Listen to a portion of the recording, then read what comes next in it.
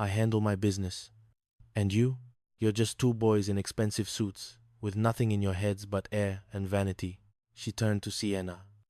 Angie, I love you, but don't you ever try to fix me up again. I'm not broken. I'm just waiting for a man who's grown enough to handle the truth. Jennifer marched out, grabbing a chicken leg on her way. The room was silent. Then, Julian turned to Cassidy. He had been carrying a ring in his pocket all night. He felt the weight of it, the weight of expectations, the weight of their man-laws, and the weight of Jennifer's words. Cassidy, Julian said, his voice cracking. I was going to ask you to marry me tonight. Cassidy froze. Because I want to know you're mine. Julian shouted, the stress of the day finally breaking him. I want to know that, when the world goes crazy, you're the one standing next to me.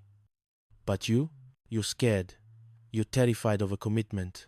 I'm not scared, Cassidy retorted. I'm practical. Look at Dante and Sienna. They've been married for 15 years and they still don't trust each other. He's being framed for babies. She's accusing the housekeeper of being a drug dealer. Why would I want that? Part 6. The resolution of sterling proportions. A week later, the dust had settled, though the air in Port Sterling was still thick with gossip. Malik had finished the boutique expansion. Before he left, he pulled Sienna aside. I never forgot you, Sienna. But I'm glad you're happy with Dante. He's a good man, even if he does have a thin-walled house. Dante and Sienna sat on their balcony, watching the sunset over the harbor. So, Dante said, sipping a glass of wine. Nana Flo is in remission. Leo is back in school and promising not to buy a toddler casket. And I'm officially not a father of a random toddler, and I'm officially the most dramatic woman in the city. Sienna sighed, leaning her head on his shoulder. I'm sorry, Dante. I'm working on the trust thing. It's a process, Dante said, kissing her forehead. Just then, the sound of soul music began to drift up from the lower floor. It was Barry White. Can't get enough of your love, babe. Dante grinned. Is that Nana Flo? No, Sienna whispered, pulling him closer. That's Leo. He's playing it to remind us that he can hear everything. Dante laughed, a deep, rich sound that echoed over the water. Well, let him listen. Because the Sterling Peace Treaty is back in session. In Port Sterling, love was never quiet, trust was never easy, and the walls were always too thin. But as Dante and Sienna knew, as long as the music was playing, they were exactly where they were supposed to be. Epilogue, Man Law Number 1. At the studio, Preston was showing Dante and Julian a new ring he had bought for Giselle.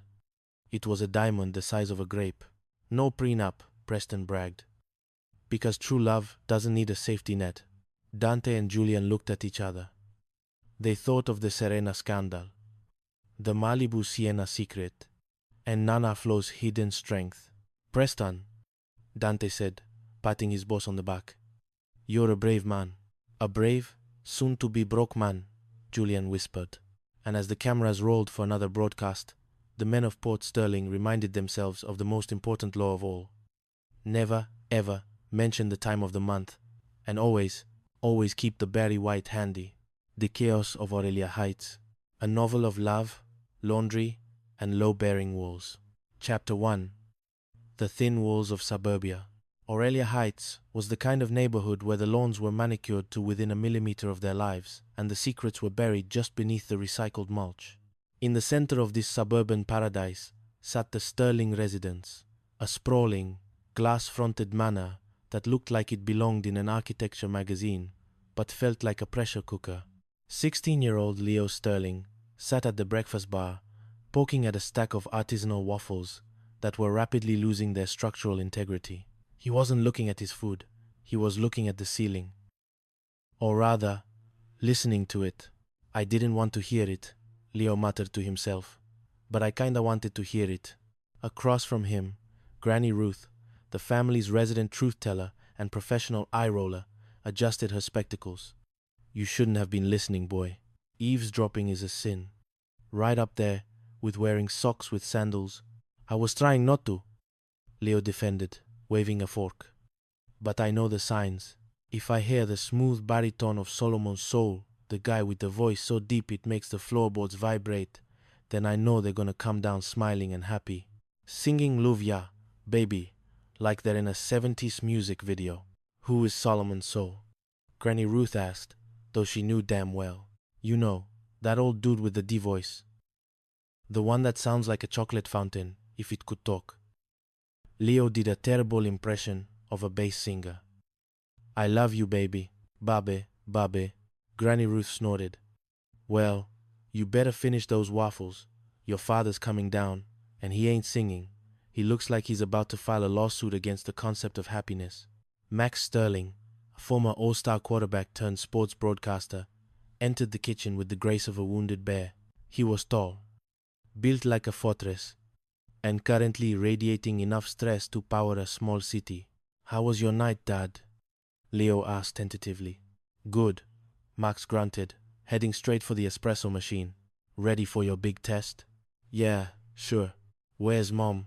She's coming down. Slept late. Leo's eyebrows shot up. Slept late? Max turned, his face a mask of exhaustion. Son, look, that's a no. Leo sighed. So I was kinda hoping you did, but I was hoping I didn't hear it. But I did want to hear it. But I didn't want to hear it because if y'all doing it, then I'ma hear it. Why don't you just make it up? The walls are thin, Dad. Paper thin. When that Solomon Soul starts playing, I know the drill. Leo, please, Max groaned. It's Solomon Soul, but it doesn't mean. And then you come downstairs just smiling and giggling. Leo continued, ignoring the protest. Leo, and then Mom comes right behind you, and she's all glowing, and together, y'all just a hing. The honk of a school bus saved Max from further interrogation. Leo grabbed his backpack. Good luck with the war zone, Dad. See ya, Granny. As the front door slammed, Andreana Andy Sterling descended the stairs. She was the owner of Aurelia Aesthetics, the most popular salon in the city, and she carried herself with the terrifying poise of a woman who could either give you a perfect fade or ruin your life with a single phone call. Good morning, Max, she said, her voice cool. Morning, babe, Max replied. I've been thinking all night long. That explains the smoke I smelled, she quipped. She paused, looking at him for a long beat. Max, I've decided to trust you. I believe you didn't sleep with that woman. Sasha Moretti, I'm letting it go. Max felt like 1,000 pounds had been lifted from his shoulders. You serious? You know how long I've been waiting to hear that? Thank you. If I didn't have to go to the studio, I'd go upstairs right now and soundproof the room. 3 times. Andy smiled, a hint of the old fire returning. That's how we made Leo. See you tonight, babe. But as Max walked out the door, feeling like a king, Andy's smile vanished. She turned to Granny Ruth. Trust, but verify, Andy whispered. I need that woman's address. I'm going to find out if Sasha Moretti is a liar or if my husband is an Oscar-level actor. Chapter 2.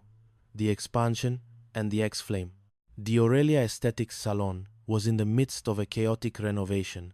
Drywall dust covered the expensive Italiansky chairs, and the sound of hammers provided a rhythmic backing track to the gossip. Clarice, Andy's sophisticated and slightly aloof friend, was looking over the blueprints with Bennett, Max's business partner. The bid is high, Bennett, Clarice said, tapping a manicured nail on the paper. Andy's scaling back. I promise the work will be done right. A new voice boomed. A man walked in. Dante. He was a contractor, but he looked like he should be on the cover of a romance novel. He had shoulders broad enough to carry the weight of a building and a smile that seemed far too familiar. Andy walked in, freezing mid-step when she saw him. You can start working right now, baby, Gemma. Andy's boisterous and unfiltered best friend shouted from the styling station. Shut up, Gemma! Andy hissed. Is he going to be here every day? Clarice asked, sensing the tension. Unfortunately, yes, Andy muttered. She refused to look at Dante. So, Andy's just not gonna talk to me? Dante asked, a smirk playing on his lips. She's gonna talk through you guys? Come on, Andy. That was 14 years ago. a college one-night stand.